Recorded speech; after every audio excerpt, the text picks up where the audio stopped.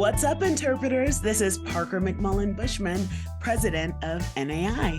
Hey there, interpreters. What's up? This is Song, your events manager with NAI. What's up, interpreters? I am your co-host for this episode with Song, Stott, Paul Caputo, NAI executive director. We have Parker McMullen Bushman with us this week. Parker, hello. Hello. We are broadcasting live. We're all together on the same patio in a hotel in Costa Rica at the tail end of NAI's International Unconference, which was an amazing success. We had an amazing time. We're going to talk about that in a little bit. Right now, Parker, it's our first episode. Song, it's our first episode of What's Up, Interpreters. So awesome. It's the new podcast from NAI. We're super excited about this. Our very first guest is our brand new president for NAI. I guess to say you're the brand new president, I mean, it's June, right? This episode drops on June 1. Yeah, 6 months in. 6 months into your reign of terror as NAI president. Let's just start with that. How has it been for the first half of the year serving as NAI's president? It's been really wonderful. I was so honored to be given the opportunity to do this, to be voted in by the membership. Thank you, everyone. And, I was worried, Paul. I have to admit that when I got nominated to run for this position, it came with a little bit of fear and could I really do this? And now that I'm in it, it just has been so wonderful and just wonderful to be myself and bring kind of my ideas and my thoughts to the table. And yeah, it's been great. Yeah, Parker, it was incredible spending a week with you. Obviously, you are not new to NAI. I've seen your name flying across emails. I've seen you at national conferences. You've been a panelist on several webinars. So, but just getting to know you a little bit better here in Costa Rica has been an amazing experience for me. And then Paul, also, you're relatively new in your position as executive director.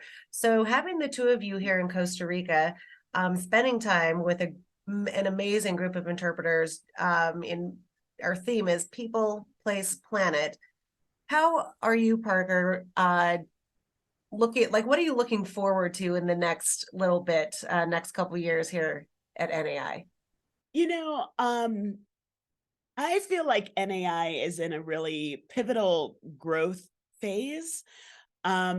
Things are changing and we have new conversations globally, new conversations within the United States as our country, new stories to be told and new voices that are being heard. And I am so excited for NAI's role in all of that. We know that interpretation is a connector, right? Interpretation allows us to bring together different perspectives and to tell stories in a way that's really impactful. And I think that interpreters are a part of these conversations, whether it is, finding new ways to tell stories that have never been told before at their sites, whether it's bringing people together around a common goal to learn something. I think interpreters play a pivotal role in our kind of changing world. And so I'm excited for the ways that NAI can help support interpreters in these new and changing conversations. In your life outside of NAI, the organization that you founded and work with now is Eco-Inclusive. That focuses very heavily on the idea of getting people of color outdoors. You're NAI's first Black president. You're NAI's first Black woman president. How important is the work that you do with Eco-Inclusive and getting people of color into nature in the role that you're playing with NAI here? How do those worlds interact with one another? Yeah, thanks for asking that, Paul. So my organization, Eco-Inclusive, I work primarily with conservation-based organizations like the National Park Service and other orgs that provide kind of natural resources and conservation work around the world, really. And I work with them on diversity, equity, and inclusion topics to help them be better suited to provide spaces that are welcoming and inclusive to all people.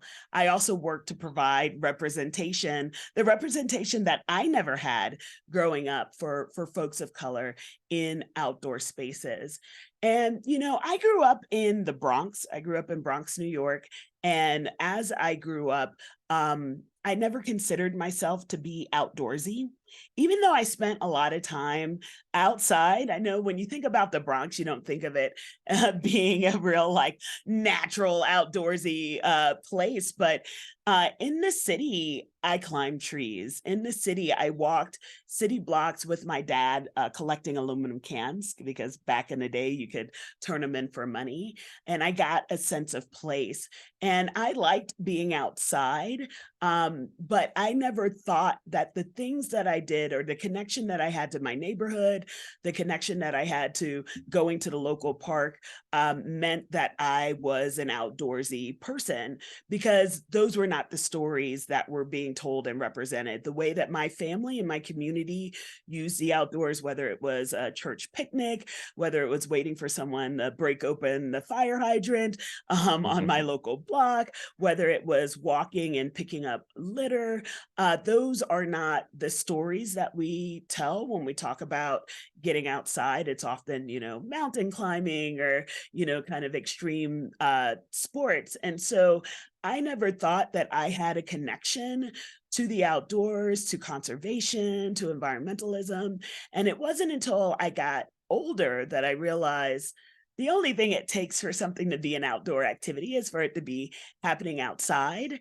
And that the ways that I connected with the outdoors, whether that's taking a walk or a hike or doing an activity with my friends, were valid, and I think that interpretation has a role to play in telling different stories. When we only tell one perspective of a thing, it leaves other people feeling like they are shut out. It leaves other people feeling like that is not for me, right? But when we learn that people have different perspectives and connect in different ways, and we can speak to that, speak to things that are meaningful to different individuals, then we start to create those paths and that connection to lots of different work. And I feel like interpretation and interpreters can do that, right? There's more than one story to tell. There's more than one way to be in a space, and we can bring all of those things together. So for a lot of you who don't know Parker, our awesome tour guide on this trip described her as a colorful fashion tornado. And so for any of you who have met Parker, that's pretty spot on. But Parker, just, tell us a little bit about yourself. I know that you grew up in the Bronx, and that you're now living in Colorado with your family. But just, who are you, girl? Yeah, thanks.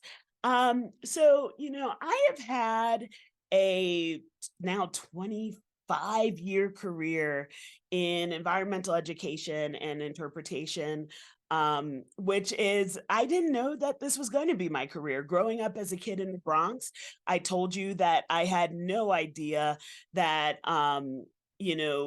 like I was even outdoorsy. Like I didn't know that these types of jobs existed. My family moved to South Georgia when I was going into high school, which was a big kind of change and shift for me, moving from the city to a very rural space. But in that space, I joined the 4-H club, and that was my first kind of introduction to environmental education.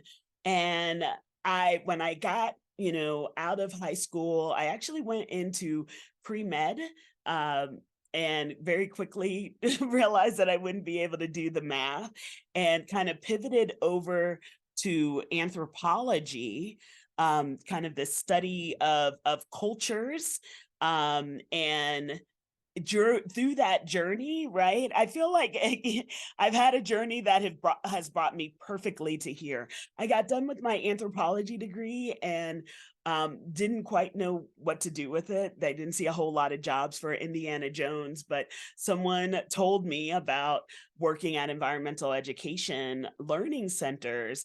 And I started out after college, and that became my career. I went back to school and got my master's of science in natural resources with a focus on interpretation and environmental education.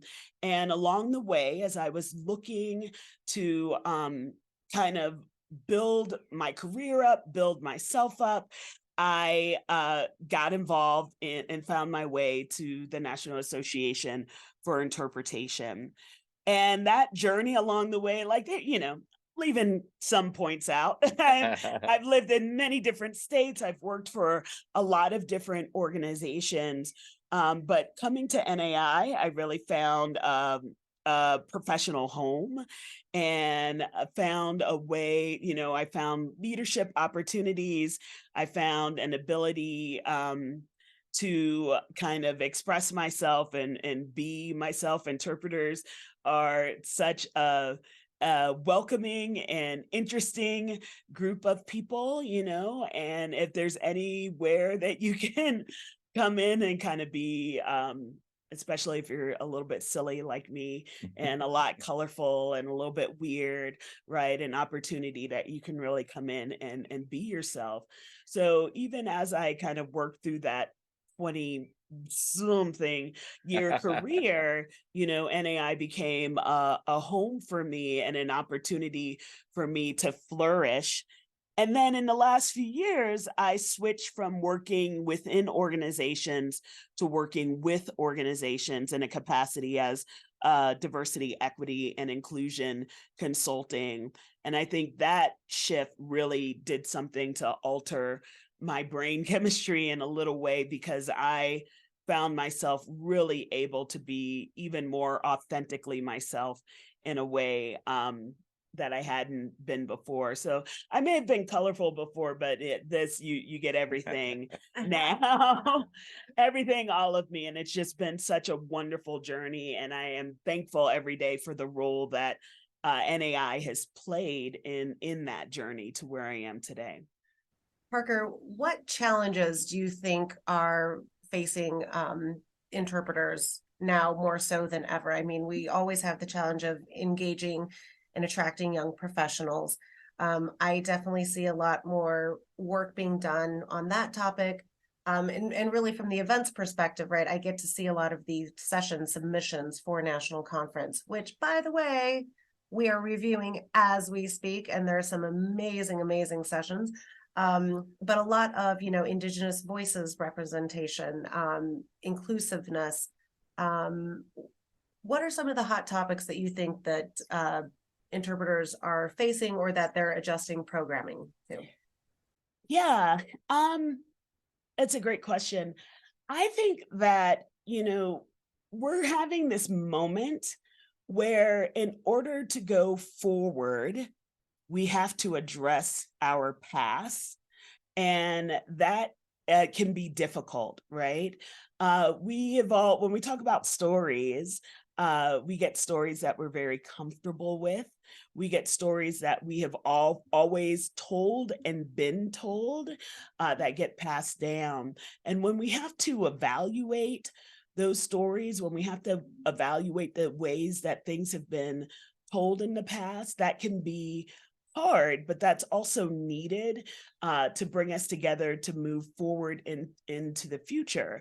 When we look at some of our sites, we have talked about things like Indigenous voices and stories of Black people and other folks of color, other marginalized groups, but also a lot of times those stories have been told kind of siloed, right, and have not been told completely.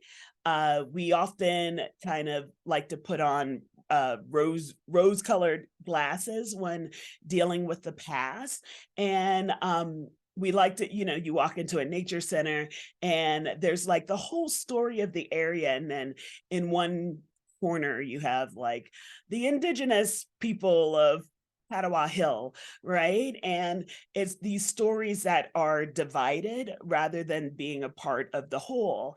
And we have to address that. We know that when we talk about indigenous history, when we talk about Black history, all of that's American history, and all of that needs to be woven in to the whole, right? Brought together to be made complete.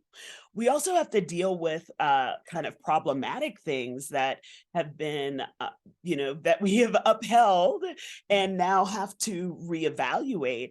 I had the honor of working with some folks in the Northern California redwoods this past spring.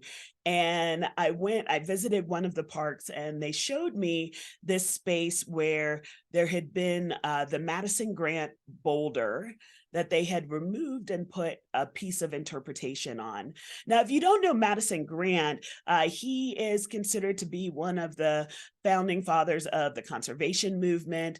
He was a very influential voice. He was a naturalist, botanist. He is considered to help have saved some species of animals that at that point were being overhunted and going extinct. He was really a voice for conservation and environmentalism. Madison Grant was also a eugenicist, and he wrote this book called The Passing of the Great Race. He founded the Save the Redwoods League and thought that the redwoods, these large, majestic trees, were, superior trees. And he equated, in his book and with his writings in his book, The Passing of the Great Race, the saving of the white race with the saving of the redwood trees, a superior race and a superior trees. And he thought that white people and the white race was being overrun by immigration and by other people coming in. And so he had very problematic views. Teddy Roosevelt, kind of hailed some of his writings, thought that The Passing of the Great Race was a great book. Adolf Hitler also thought it was a great book and said that it was a part of some of the work that he was doing. And we all know what awful, terrible work that was in Germany. And so we have to think about how these the thought processes and things were woven into what we do today. Now, at that park, because he's founded Save the Redwoods League, because he had done such amazing work, a lot of people felt they had this giant monument to him, this big boulder.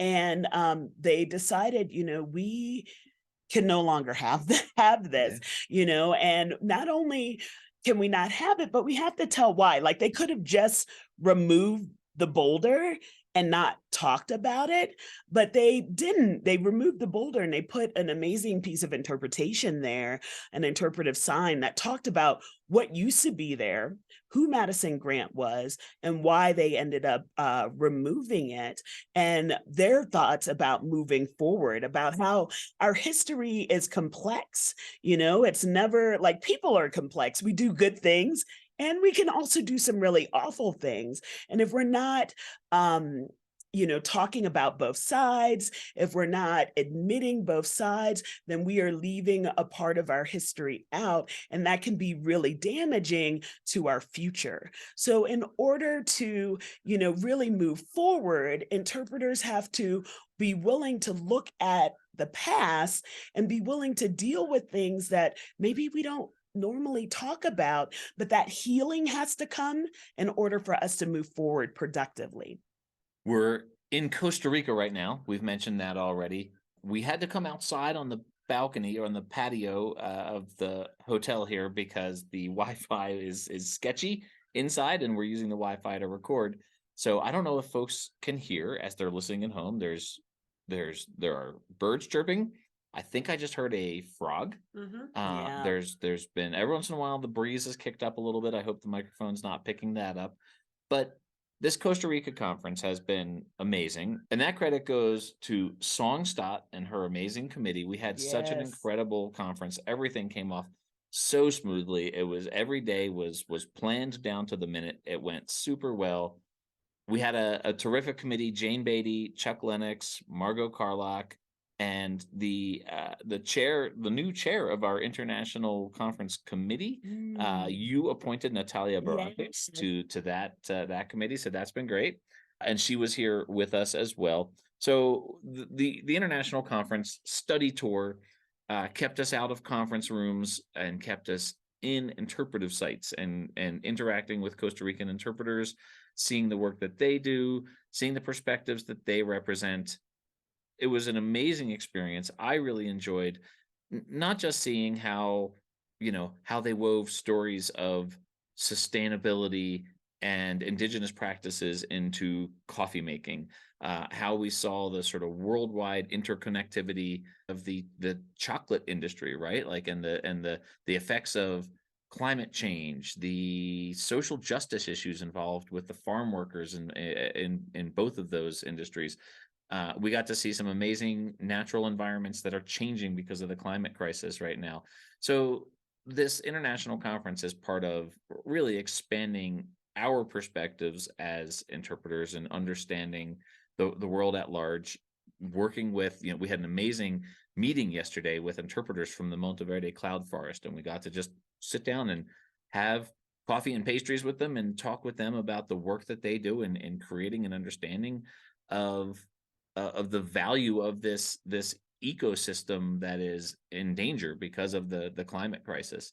So all of that is to say, we've had an amazing time. This international conference, I think, is so important to NAI and the work that we do in the global community. And part of that is the Global Alliance for Heritage Interpretation, of which NAI is one of 7 organizing partners. We have a series of free webinars year long put on by the different organizing partners. Yep. In fact, today, June 1, was Interpretation Canada's webinar. Okay, so yeah, go check that out. Those recordings are available on the Global Alliance for Heritage Interpretation website. All of this is preamble to just asking the question, how do you see NAI's role on the global scale of interpretation, and what's the value of an event like this where we just got to spend 4 or 5 days with an amazing group of interpreters from around the world? Yeah. Our trip to Costa Rica has been so much more than sightseeing and just ticking off tourist spots. It's really been a transformative journey and an opportunity to open our minds and expand our horizon and connect with fellow interpreters from another country.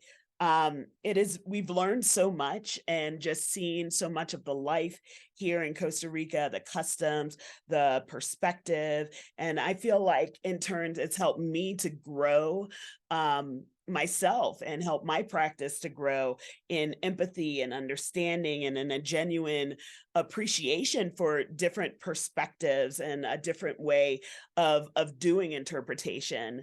I think the fact that this was a very intentional trip, focused on not only like learning, but also learning about the practice of different interpretation by experiencing it has been powerful. And we know that interpretation has the power to like strengthen our cultural diplomacy and to build bridges between nations, between people. When we are delving into the stories of a different community, of a different country, we're gaining insights into their own perspectives, their struggles, their triumphs, and connecting in a way also as we relate that to the work that we do and our own experiences back in our own homes. So we've kind of developed a sense of global citizenry that I don't think a lot of times in America that we have the opportunity to. We're very kind of focused inward as a nation, and being here and being able to connect to and learn about, what interpreters are doing in another country, I think is so super powerful, right? We are becoming ambassadors of cultural diversity and spreading messages of unity. And I think that that's so important, because we're not just where we are here in the US, or when we're in the US, we're in Costa Rica now, but in the US, right, we're just one nation of many nations that are dealing with issues that have to be dealt with together. When we talk about the climate crisis, hearing interpretation about the way that they are dealing with the climate crisis here in Costa Rica brought in my sense and brought in my connection to the work that we're doing in the United States. And so I really feel like this trip was just such an amazing opportunity, and I'm excited that NAI has plans to do more trips like this, because it just has been a life-changing event. The connection and travel with other interpreters from around the nation and around the world to meet other interpreters in another country, it just has been really, really incredible. And what was your favorite animal? The sloth.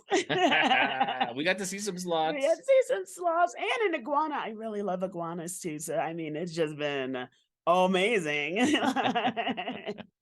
So, Parker, I would think that in your role now, with all of your various channels that people can follow you and see the work that you do and be inspired by you, that you are a mentor, whether you realize it or not, to a lot of people in the field of interpretation. You're a model for where we hope this field is going. Who would you say your mentors have been as you've come up through your career? Yeah, I've had two really impactful mentors to me. One was Ken Voorhees, who was the executive director at Great Smoky Mountains Center at Tremont. And the other was Corky McReynolds, who was the executive director at Tree Haven at the University of Wisconsin-Stevens Point, where I got my master's degree. And it's interesting, if folks, if you're listening and you haven't seen me, well, Paul's already said, I'm a Black woman. And there weren't a whole lot of people who looked like me to mentor me, right? But these gentlemen both were older white men who really wanted to welcome people who were different from them into this field. And Ken Voorhees said, something really important to me. He told me, and there were times when I questioned whether this was the career for me. There were times when I felt like, I didn't see anyone else like me, and I was going through things like microaggressions at work. Like, I was a director of education. People constantly assumed that I was either housekeeping or that I worked in the kitchen. People would say weird things to me all the time, and I kind of had to take that in stride. And I started to wonder if this was a place for me, when I was often working in spaces where no one else looked like me or shared my experiences. And Ken, told me, like, there is a place for you and we need you here. And I know that it's hard, but like, you are wanted, you are needed here. I used to call Ken my it's going to sound silly, but like my white person whisperer, because there was a culture that I didn't quite connect with all the time, and references and things that I didn't quite understand. And I could call him up. I could talk to him. That was one of the best things to help me throughout my career, having someone who understood and who could translate and answer questions for me when I was lost or when I felt silly or stupid for not knowing. He never made me feel like I was less than. And then Corky helped me through my master's degree. He was my advisor, and he wasn't usually, I did an online degree. Wonderful program, University of Wisconsin, Stevens Point. Highly, highly recommended if you're looking for getting an advanced degree, one of the best in the nations. He wasn't usually an advisor for people taking online courses, but he agreed to be my advisor because I met him through a conference, and he agreed to take me on, and it also was a wonderful, life-changing thing for me to have him mentor me as I went through that degree and as I got established in my career. So I'm so thankful for those two older gentlemen who happen to be white, who chose to mentor this Black woman into the space that I am in today. That is amazing. I think that really your story and your career path really exemplify the amazing members that are a part of this organization, and that you can come to conferences and to events with NAI with your true authentic self, and everybody is very inclusive and very welcoming. I mean, I think we felt that here on this trip here in Costa Rica.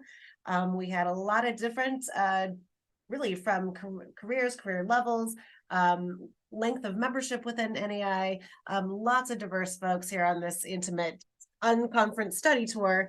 And I'm very proud to be a part of NAI myself. Yay. I think that's a wrap. Absolutely. I think so. Now we need to talk for a long time, we but could. I think This we could- got to cut this off. This could go for a while. I think what we need now, though, this being our first episode, we need a tagline, just a sign off. And I'm thinking, Stay thirsty, my friends. stay thirsty, my friends, is probably not it. I was Stay thinking, curious, my friends. curious, my friends. What about, hey, interpreters, that's what's up. I like I it. like it. All right. That's what's up, interpreters. Well, we are wrapping up our first podcast, and let's do it. Okay. Hey, Hey, interpreters. interpreters, that's what's up.